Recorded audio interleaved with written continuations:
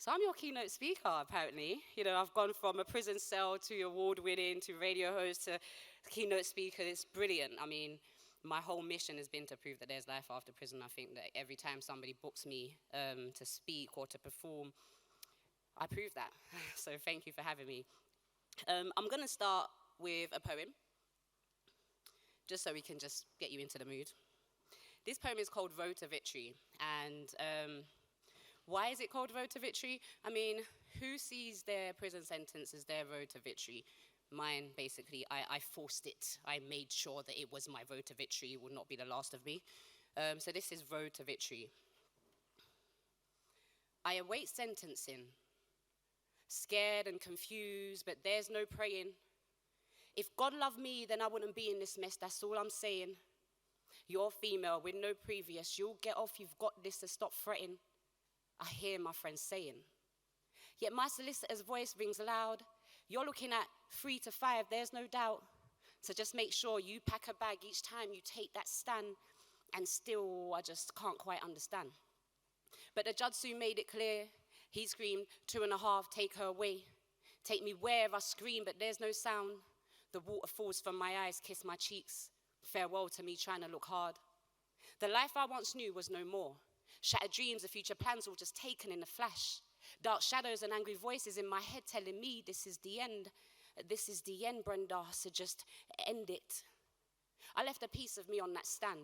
I felt her leave as I began to walk down them steps. I swear I never even looked back. See, I had to free her from this journey that we was about to take, because she was the me with the dreams and the ambition. She was the me who still had faith in the so-called justice system. She was the me who prayed. She was that 11-year-old girl who sang in Sunday choir. She was the me who wrote songs for Sunday school. She was the me who still cared about life. And all she was going to do was hold me back with her dreams of the life that we once had. Dreams I knew were just a thing of the past. Because wherever I was going, dreams were for the weak. Forget love, I need respect, because I ain't trying to be no one's chick. Media perception of life behind bars playing through my head. Like an episode of prison's most shocking moments. My beautiful future was no more. And so I began my life behind bars, broken and defeated with no feelings. Days are long, nights are longer, weekend bang-ups feel like a lifetime. 11-year-old me, where are you? I need you, where are you? She returned to me in the form of a prayer. Not long now, girl, just stay strong. Pray to God and I promise you a better day. Pain and tears may be felt at night, but rejoicing comes in the morning. Snap. It all of a sudden just made sense. See, this is the journey that was written for me to take, so I can teach my fellow brothers and sisters that it's not about anger, it's about peace. It's not about power, it's about grace. These are the lessons I learned whilst in prison, so you don't have to go there to learn the same lessons. The choice is yours. I choose to be unchained. Thank you.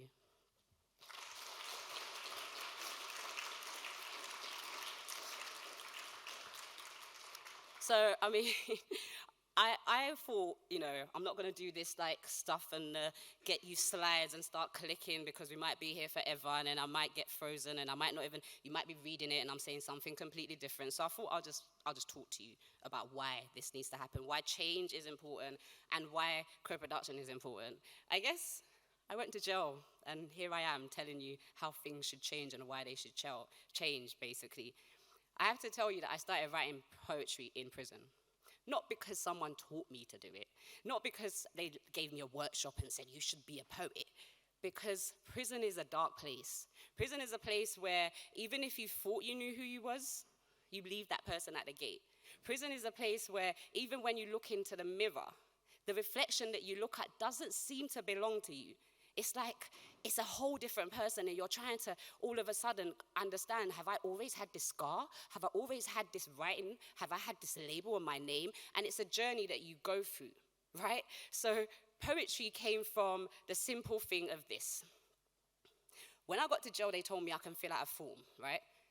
And request what I want to eat. Isn't that amazing? I thought, prison can't be that bad if we have a menu and choose what we're going to eat. Wow, it's not as hard as they said on Bad Girls. Crazy, right? So I filled it out, happy, going to get my meal, what I asked for, starter, whatever, say dessert, but it's like a yogurt or bread, either it's dessert, in the menu is dessert, okay? And me being new to jail, I obviously didn't know how this works. I didn't know how the system works. I didn't know that you have to go and make sure you get your food, otherwise you don't get your food. Me being me, they told me, oh, I needed paracetamol, I was ill, so I was like, okay, I need to go to medication. Medication's line is like, it's like we're going to the Oscars. It's like the line is so long. And I did not feel, I'm like, okay, now I've got to wait in the line. And people are asking me, what are you getting? What are you getting? What are you getting? What are you getting? And I'm like, paracetamol, what's going on? What's happening? And I stood in this line for ages, finally got to the thing, and she didn't have the right paracetamol, so she gave me something else or whatever, but I got the medication. And then I went to collect the food. And then they said, there's no food for you here. You have to eat what's given to you. What? What do you mean what's given to me? Yeah, what's given to you? This is prison. I said, what? What do you mean? But why did you ask me to fill out the form? The form that you asked me to fill out where you asked my request and stuff. This is not a hotel, Brenda. Now, I'm from South London, okay? When people say silly things to me, I have to speak up, okay? This is not a hotel sounded really stupid to me. And so I replied, if I paid to stay in a hotel and you brought me here, I would sue you. Red pen. Now, because of these little simple things that happen in jail, I was forced to find a release. I was forced to find a way to be express these emotions that were boiling up inside of me. Now, before jail, I'd never been in trouble. The most I had been in trouble, before bike lanes, I'm showing my age here, but before bike lanes, he was just, ride a bicycle on the pavement. But me, at 11, thought I was cool, got on my bike, went in the road, and the police pulled me over and said, get on the pavement. That was it. I didn't speak to my mum. I didn't say, I kept it secret from everybody because I thought that was crime, okay? That was my biggest crime. Do you understand? So, of course, now I'm in jail with grown-ups. I went to Holloway. Whew. Now, I need to explain to you that it is so important that you understand my story before I tell you why it's important to, firstly, work with lived experience people, and secondly, why we should be working together to make sure that each person coming out of prison has the support that they need. Because once I got out of jail, somebody like myself who had never been in jail, I was about to become a childminder before going to prison. I was waiting for Ofsted to come and investigate my house, and I had all the postage stamps up ready, just so that I can tell them that if a baby comes, don't worry, that mirror will not be there. I'll put a safety gate there. I need you to understand that from that first offense and being sentenced to 2.5 years in prison, every 2 years after that, I was back in front of a judge. Isn't that funny? What happened? For 21 years of my life, I stayed out of trouble. Even though I was hurt, I was abused, I was in pain, I always smiled through it. And I think with women, that's what we do. We tend to just smile through it. Now, all of a sudden, I'm this young person that is in front of a judge for violence, in front of a judge for being drunk and disorderly, in front of a judge for apparently being racist. Now, let's talk about the word racist. I was a black 21-year-old lady who had no previous convictions. How did I get 2.5 years on a first-time offense? Because the system, again, works perfectly for those with the right skin color. My skin color didn't fit the criteria for the community sentence and the, tag on first-time offense. I didn't fit that criteria. So every single thing I do today is to make sure that nobody goes back to jail. Why? Because the third time I was arrested, it was because I was depressed. I was so depressed because I had finally got to a point where I had been given a job opportunity. And I say opportunity because I didn't get the job. I had went to first stage interview, second stage interview. Third stage interview was meeting the young people. And somehow, later on, they decided that they didn't want to work with me because of my convictions. They actually found me in an organization that works with people with convictions. So how they chose to turn me away was crazy. But the fact is, it was the first time that I was given the opportunity to work with the young people that I've been trying to work with. And when it was taken away from me, I lost it.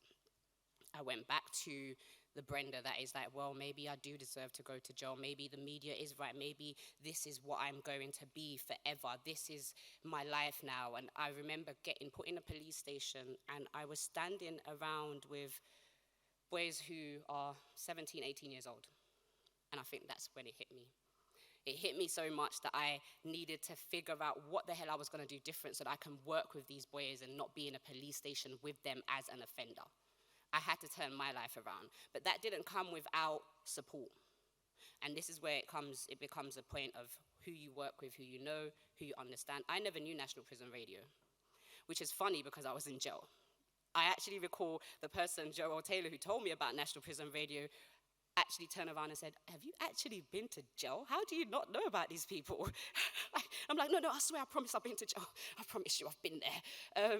I met National Prison Radio and I performed for them a piece, which is called Trap Queen. And I'm going to perform that poem for you.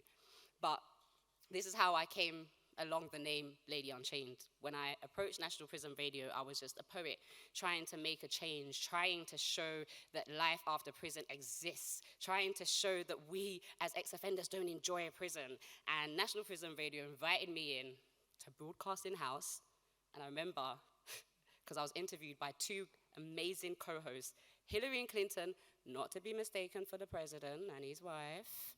It's actually two guys, okay? And they had lived experience too. And I remember going, oi, do they know that you got lived it? You know, we're in broadcasting house. Do they know? Do they? Shh. They're like, Brenda, everyone knows we've been to jail. What? Swear. This is lit. You know, like I'm excited now. And they said, yeah, Brenda's going to perform a poem for us. And that wasn't the plan. They were meant to play it into the radio station. It was pre-recorded, but they put me on the spot. And so I performed this poem. And this is how I got my name, Lady Unchained. He said he's in love with that Coco, so your relationship had to be on the low-low. But when it came to doing time for that Coco, see, your relationship became public real quick. Because, see, he needed you to take the rap. The funny thing is, he probably would have got less than you if he could just own up to his crimes, but you was too keen to please a man who would never please you back. So after you got the 5, he promised you he'll be there till the end, and those first 3 months just flew by because, see, he looked like he put in all the work to make sure you was nice and sweet in your new crib. The problem is now he's got a new Lolo on the out, and to her, you just look like the ex who didn't have a clue. But she'll soon get the cue to put in the extra work just like you so she can be main chick to what used to be your main squeeze. Now you're living with this pain that's got you wanting to split your wrists, got you thinking about the life you had before you went in, the men who treated you right, but you just wanted to be part of that clique. But where was that clique when a judge clicked away your life? And where was that clique when your mum was shedding tears for your lies? See, it hurts me to write these words because it makes us women look like fools. Can the D really be that good? To have you doing time fantasizing about how good it was, while your man's on the out reliving your fantasies of his new boo? See, too many girls want to be road girls, but they don't know what it means to be behind those bars, losing your identity to those walls, only reminded of your name when you receive post. Told when to eat, sleep, and shh. Bet ready for that roll check. See, you don't want to be caught with one leg up and arse out on his turn around and find Officer Smithy at your window because, see, he got front row tickets to your one-woman show. So carry on putting money and man before your life and see if they ever put you before their time. Just remember that life teaches you how to live it if you only live long enough to learn. And that's if you don't get caught up in a fate war only fueled by your greed, because the only thing you'll be learning is how to rest in peace. Or better yet, just get used to those bars, and I ain't talking about the kind of bars that I just told. Thank you. Thank you so much.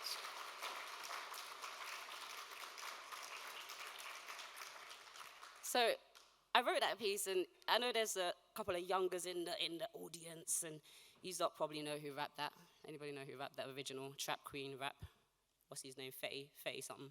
Fetty something. Yeah, that guy. He done that. He wrote the original. So if you don't want to know what just happened, literally just go, when you go home, type in Trap Queen, and trust me, it will not be my words. It will be that guy's words. And I remember when I heard that piece, it's very catchy. But what he's telling us is, as women, we should just be trap queens. And for me, somebody that was in jail with women who even as they're serving the sentence, have not yet realized that the person that they love so much is the one reason why they're here. And they love him so much that they haven't even understood that they're the only ones serving a sentence. Like, for example, you got 8 years. Oh my days, how long did your man get? I remember asking so many girls, so you got 8, how long did he get then? Nothing. Like as in, he's pending trial? Trial pending? No, he's free. He's out. And for me, understanding that now on the outside, because one thing that I did, I was very judgmental. Before I had a criminal conviction, I was very judgmental to everybody with a conviction. I'll tell you that right now off the top, because my friends would say I'm lying if I didn't say that. But when I was in jail, I remember seeing people leaving. That revolving door that we were talking about on the panel, leaving, coming back. And I remember asking the officer one day, if you just give me the next lady's release date, I will never come back. You'll never see me again. Like, we can just keep it under the carpet and I won't, shh. He didn't allow it to happen, obviously. But when I got out, I realized how easy it is for you to end up back in jail. And I started to think about women and the women I met. And all of a sudden, National Prison Radio is introducing me to people like women's centers. I'm like, what's a women's center? And again, people looked at me like, have you been to jail? Like, who are you? A women's center is a safe haven for women alone. Women can go there and see probation. Some women's centers even have creches. So if a woman that has children, they can take their kid there, they can see probation, they can see housing, they can see every single person in one space. Who told me about this? Nobody. That's that co-production stuff that we're talking about, because if somebody had stepped in when I was lost, in the 4 years that I was in and out of the police station, maybe, just maybe, I would have had the opportunity to grow as a poet and start creating quicker than what it's taken me 10 years to actually get on my feet, for you guys to see me, hear me, for my creativity and not just my crime. 10 years. That is something that is crazy when you think about it. Because in that 10 years, I could have done so much more if the first contact was, actually, maybe we shouldn't send this young person to jail. She's never been in trouble before. Probation spoke out and said, actually, this young person has been through so much in her life that we are very surprised that she did not commit a crime at the age of maybe 13 or 14 or 15. Instead, she has fought. She kept that smile, and she continued to do what she needed to do. So please do not send her to jail. Do not ruin her life. But they did. So I found out about women's centers, and I was shocked. Shocked to understand that so many people could have helped me, which is the same thing that I do when I go into prisons. At the moment, I've just finished Cookenwood, Aylesbury, Pentonville. And each one of those people, or each one of those children even, or men, I can say, when it comes to Cookenwood, I'm meeting boys that are 15 to 18 years old. When I hear the deep, dark stories of their past, I wonder where care was. The care system is a place that we're meant to send children to when they need care, but yet no one gets care there.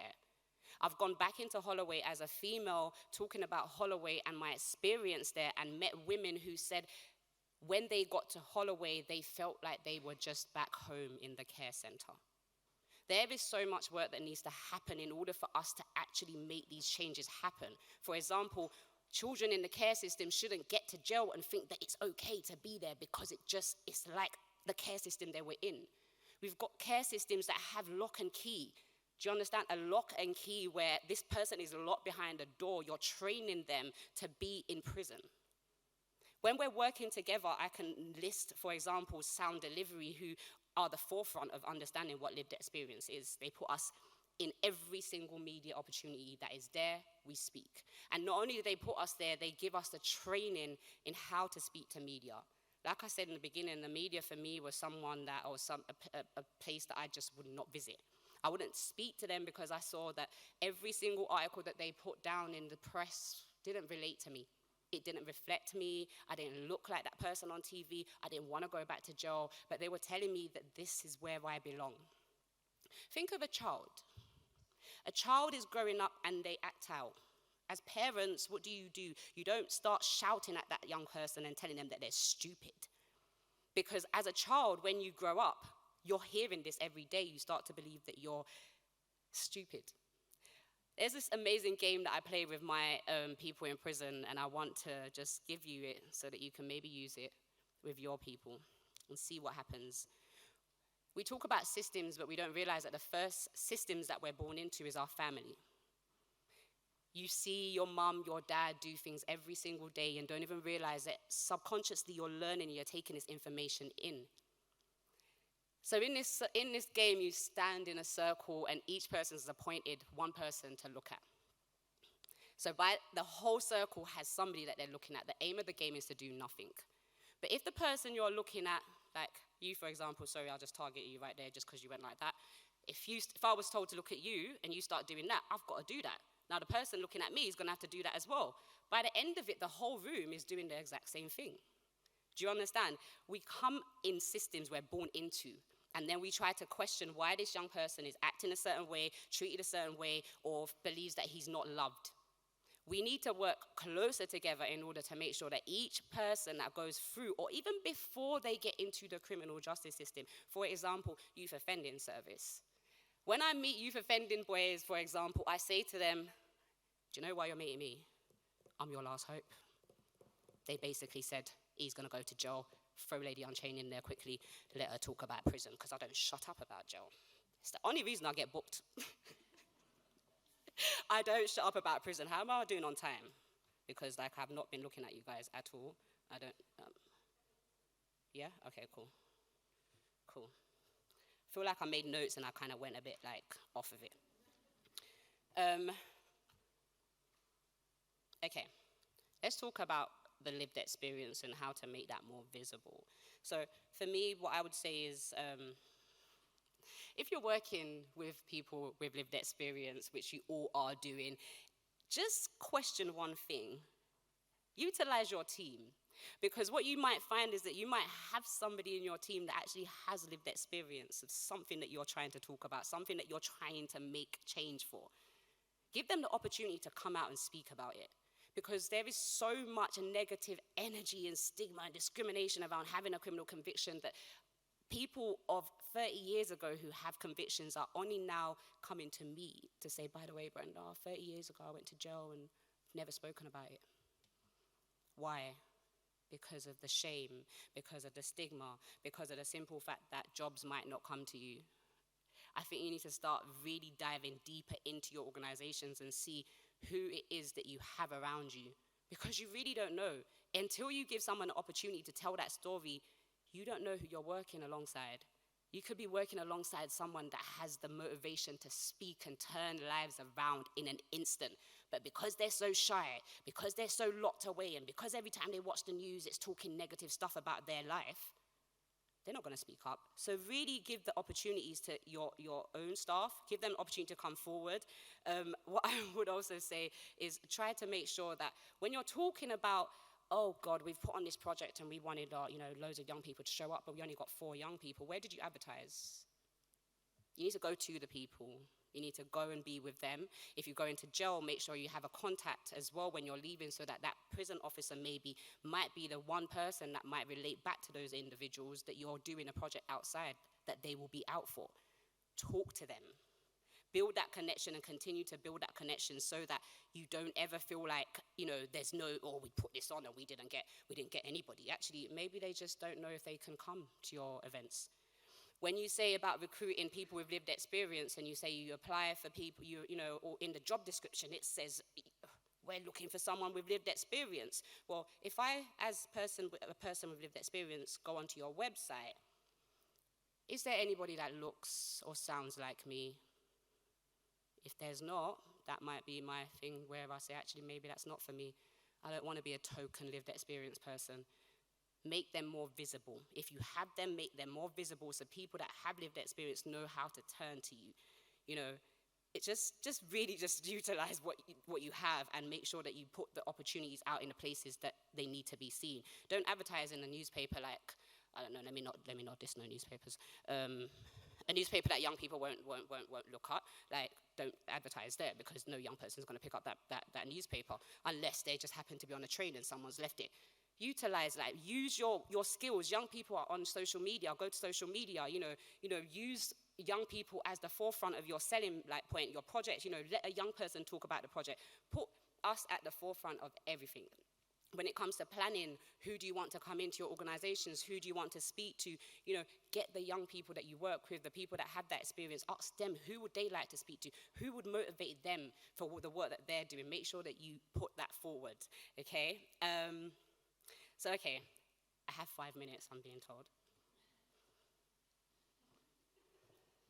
All right, cool. I'm gonna do this one poem because it's the shortest I have, and then I'll just finish up. So, this poem is Ain't I Woman?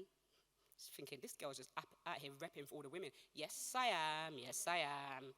It's called Ain't I Woman, and it's inspired by Sojourner Truth, who was a black woman who was enslaved, and who was actually the first woman to fight the slavery people, the justice system, and basically got her kids out of slavery. So this is Ain't I Woman. Ain't I a woman? Does my strength confuse you? I can see it hurts when you see me smile. Does my smile make you fear me? Because all you know is that you heard I use my smile to disguise my anger, you heard, right? See, my inner child is crying out for help, like Joel Taylor said, some men cry with their fists. So I'm forced to shout out, scream out, fight harder than the man them. Until I'm seen like one of the man them, walk, talk, and stand like the man them. Do you see me now? Standing taller than most of these man them, went to jail before all of the man them, so I built the unchained road to free what we thought was lost. Yes, I am a woman, because only a woman can see the things that I've seen and still find a way to protect our men, hold them close to our chest until they feel loved again. So answer this, without the gal them, can they be any man them? I am a woman. Okay, thank you. I'm gonna just basically finish. Thank you so much. I am gonna end, I promise. I'm gonna get off the stage as well. But I'm gonna just basically say there is so much power in working with people with lived experience. We are the experts in managing the ever-changing battles of having to live with our non-appealing labels, discrimination and stigma that comes with it at all times. Not to mention the trauma that can be awakened by something so small. I had a prop, but my bag is far. But something like, for example, everyone has keys, right? If you think about a key, we all have a key to enter your house, to your car, it's keys. That could be the most triggering thing for somebody with lived experience, just the keys shaking. So think about each of those moments when you're working with these people that you're working with. When you're working with somebody like myself, think about what support you have. Think about the care that you need to give this person. If you're going to put them in front of a media person, make sure you support them before, after, and during, just like how prison should be. When you're going to jail, there should be care before you get there. There should be care while you're in there, and there should be care after, but that doesn't happen. So if you're going to work with us, make sure that you give us support, and listen, get us some therapy, because therapy is expensive, man. It's expensive, but yeah, you can find me soon anywhere on social media, and I can talk about this forever. This is why I get bookings, because I don't shut up about prison. I've been Lady Unchained. Thank you so much for having me.